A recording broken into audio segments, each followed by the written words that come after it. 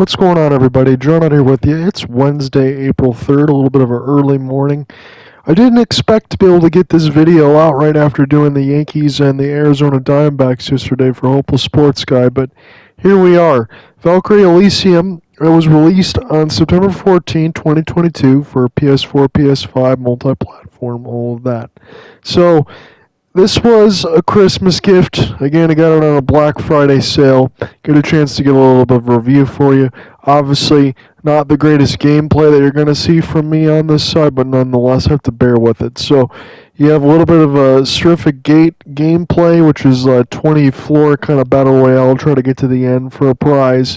And then Hill Day's Vengeance, little side character from Valkyrie Elysium as well that you can play as her and kind of go ahead and get through portions of an extra thing that they've added in, so it's all free DLC to be downloaded. But let's just talk about the initial game for Valkyrie Elysium. So when this game came out, it was $70 on a PS5 release. In comparison to playing this on the PS5 from the PS4, these are graphics, I'll just say it as I'm supposed to, for Square Enix. I know this is usually a company that releases AAA type games, but this game kind of feels more like a AA side of it.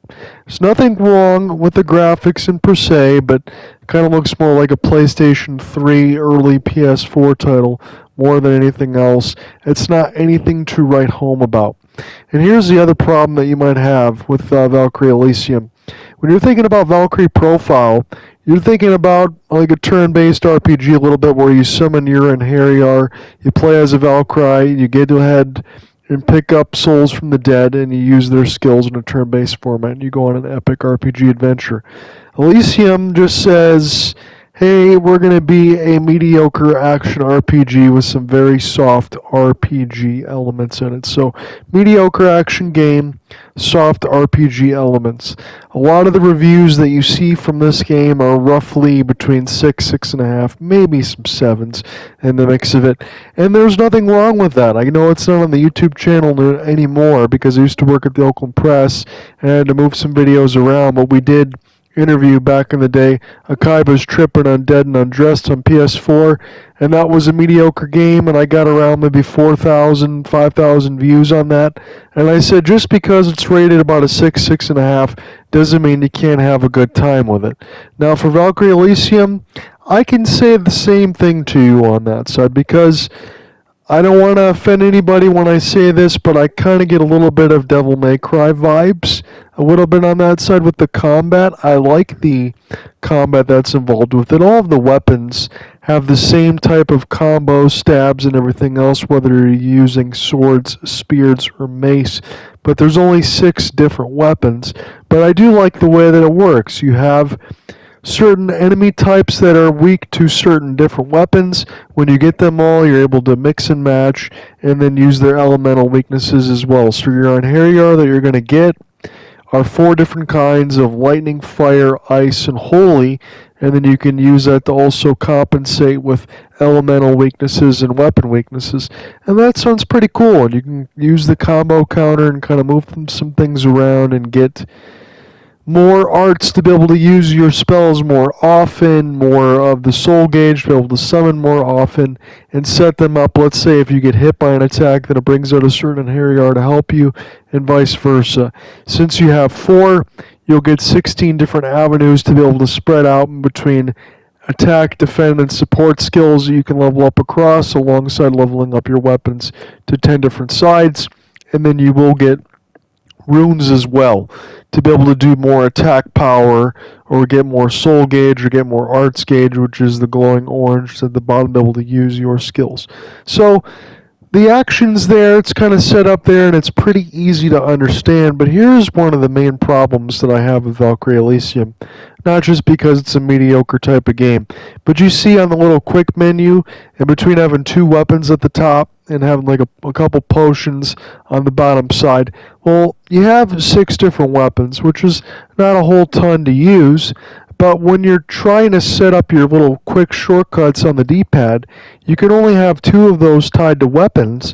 So essentially, if you're playing on a normal difficulty, maybe not so sure if you're playing on hard, you might have to access more of those potions. But if you're going up against a group of enemies, and you definitely will once it gets late in the game or you're doing those hard side quests, you have to constantly go into the pause menu to be able to change your weapon, adjust your runes, everything else. It gets really monotonous because you're going to go up against many different enemies and many different weapon types that you need to be able to adjust your skills on the fly. And there's simply not enough to be able to hotkey to shortcut to be able to go against the multitude of enemies that you're going to be able to face. And that's definitely a problem. You could have had all 4 weapons tied to the D-pad, or at least if you maybe clicked in the right stick or left stick and then hit L2, R2, it could bring up a second radial menu, which could let you have more weapon switches or more skills to be able to choose from on the fly. Because there's nothing wrong with having R1 and then your 4 and Harrier and then R2 and 4 quick skills, but definitely having only 2 weapons to be able to quick switch to is a problem.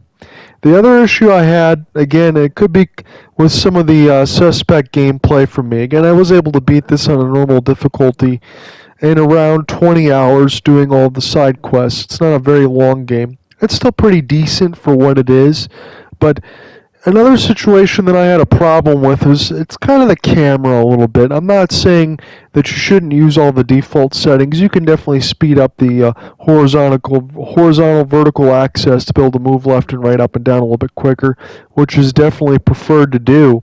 But the camera sometimes gets into really uncomfortable situations when you're kind of having to rotate a lot with the right stick, where it gets cut in between walls or enemies are right there. Sometimes you might get those scary cuts where it cuts into a face and everything's abrupt, or when you get hit by something you can't see where it's coming after you. So the camera needs a little bit of work. I'd like to have a little more shortcuts. The graphics, it's not too much to write home about. Most of the time through the story, split in between the 9 main chapters, all of your main stuff is voice acted. There's not a lot of cutscenes there, and the cutscenes sometimes in the game, which I find very weird, will go ahead and they'll give you just awkward camera angles. When you're looking at Valkyrie, it was kind of like the nameless one. She doesn't have a name on there on the side of it, not that I'm aware of, at least. Well, they'll have odd camera cuts where you're looking at someone's foot or their leg, or it's like, why am I looking at a shot here? Why was this placed here? It doesn't seem to be placed with much thought. Again, it's one of those situations where maybe more of a double-A game as far as looking, but this is Square Enix. I don't think they put a lot of polish into the presentation and the voice acting and all that. You can definitely tell, look, the subquest doesn't all need to be voiced, but it's not voiced at all. In any of the subquests, it's kill this amount of enemies, progress to an area, fight a boss, get an item. That's essentially what it is. And there really isn't anything in the game to take away, even from the main story in the 9 chapters. Fight a bunch of enemies, level up your equipment by going to a little bit of a checkpoint and getting up to 10 levels. The problem is, when you get to the 10 levels, yeah, it unlocks a couple extra moves where you can press square a couple more times or triangle in the air a couple more times. But there's not a lot of differentiating between weapons. You're only using that to go to combat enemy weaknesses.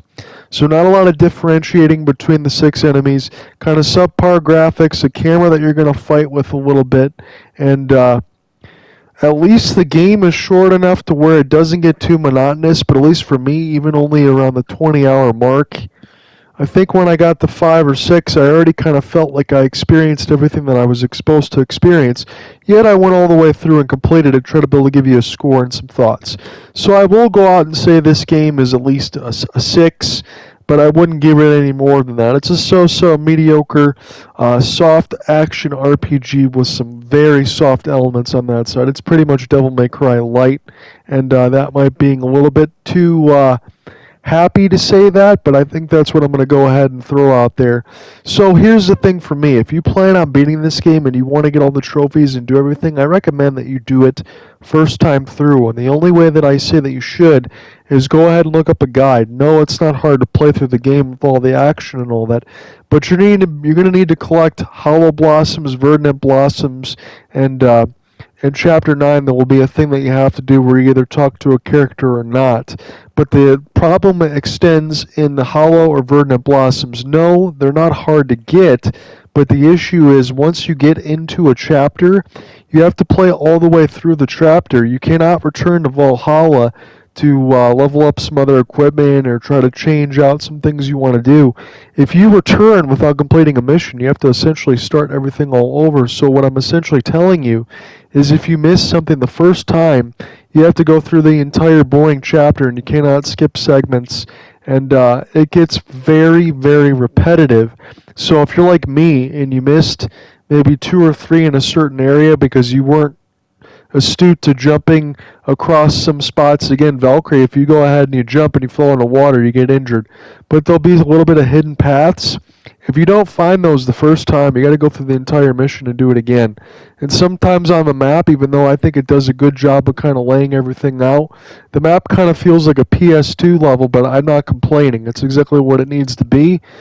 But it is hard to locate some of those in hidden paths, and you would have to do the entire mission again. So use a guide if you're going to do that. Any of the DLC with the Seraphic Gate, like I said, with the 20 Floors of Action or Hilde's Vengeance, if you already put this game away or you already returned it, it's no reason to jump back into it. Once you do beat it once, the ending is what the ending is, although there's 4 or 5 different ones. And you can kind of maybe see where it's going, although I'm not spoiling anything in the review. But still, if you beat the game once, there really is no other reason to go back to it. So again, the redeeming values I think are a little bit of the combat. That is pretty fun. I imagine if you play on a harder difficulty or the Valkyrie difficulty, as you see the camera cut into the walls a little bit, I think you would enjoy it. That's the most redeeming part of the game. But it's not going to be anything that's really memorable at all. And again, hopefully for me, this isn't 3 Square Enix reviews in a row coming from Octopath Traveler, Valkyrie Elysium, and then Final Fantasy VII Rebirth if I choose to jump on that, but that's where they are. The only game I have left to do is Soul Hackers 2, and once I start that, I feel like we might be getting in another mediocre range, but sometimes those are my reviews.